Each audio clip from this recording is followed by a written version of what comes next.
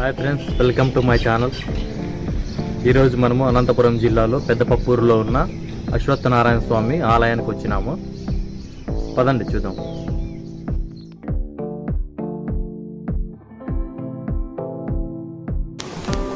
శ్రీ అశ్వత్థనారాయణ స్వామి దేవస్థానం.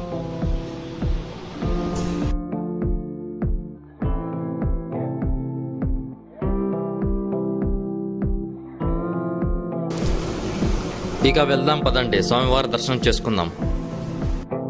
ఈ అశ్వత్థం దేవస్థానంలో స్వామివారు మనకు ఆరు బయటనే కనిపిస్తాడు, రావి చెట్టు కింద.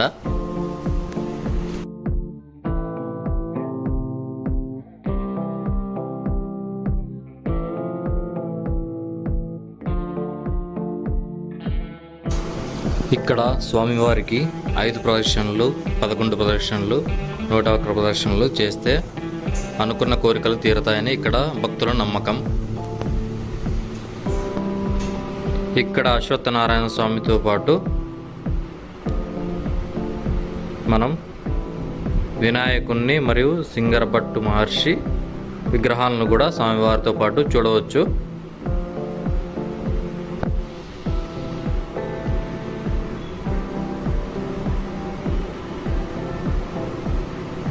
స్వామివారి వెనుక భాగంలో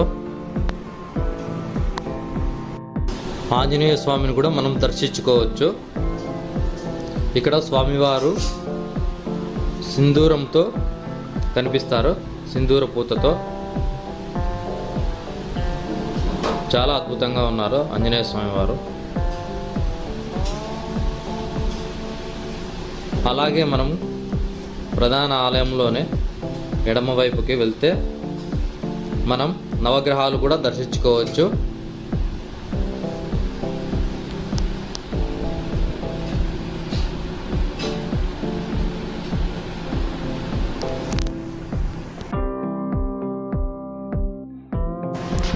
అలాగే మనం సీతారామ లక్ష్మణ హనుమాన్ సమేత సీతారాముల వారిని కూడా చూడవచ్చు.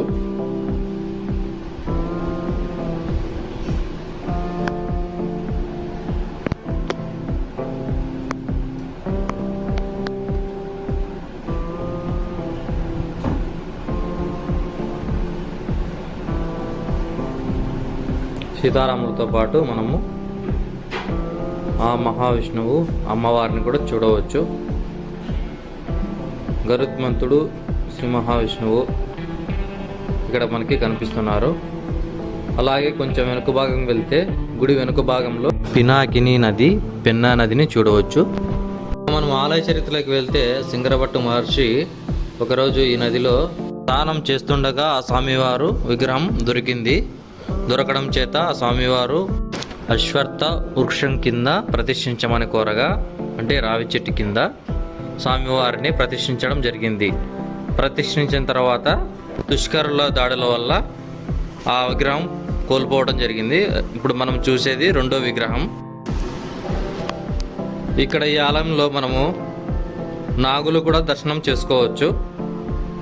నాగదోషం ఉన్నవారు ఇక్కడ వచ్చి స్వామివారిని దర్శించుకుంటే తొలగిపో